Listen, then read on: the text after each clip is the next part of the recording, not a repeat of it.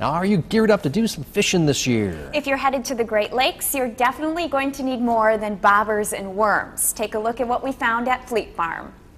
If you're planning on fishing on the Great Lakes, you're going to need some bigger equipment. That's what we're talking about with Brian Sticka here at Mills Fleet Farm in Grand Chute. Bring us through it. Angela, obviously if you're fishing on the Great Lakes, the water's a lot deeper there, so you need some equipment to get your lures down to where the fish are. And this here is a basic downrigger, and what it's used for is you put a heavy ball on it, and it's basically like a reel that you bring your ball down, which allows you to bring some of your baits down to the location where you think the fish are. You utilize your fish locator. It shows you there in 20 feet, 40 feet, 60 feet, and that's where you want your lures at. Okay. Okay. Some other ways to accomplish that is we have copper line that you put on a reel, or we have lead core line. This line sinks a lot more than your basic monofilament, again, to get your lures deeper to find the fish zone. These here are called planer boards, and there's two different sizes. This size gets your lure off to the size farther. This size is a little bit smaller, doesn't go quite as far to the side.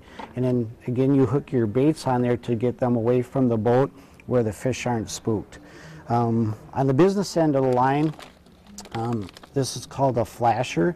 You put this on a downrigger ball, and then you run a fly or a J-plug or a spoon behind this, depending upon what you think they're biting on that day, and that's what's used to catch fish. Yeah.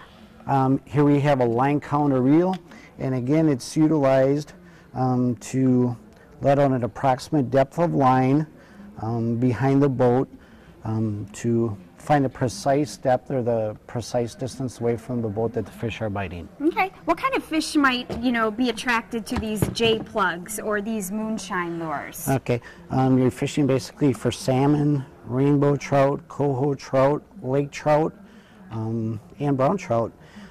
These new spoons here are called RV. They're a super glow, but they also have a tape on, and you can see you get a kaleidoscope effect with that lure, and it's been really effective for catching fish.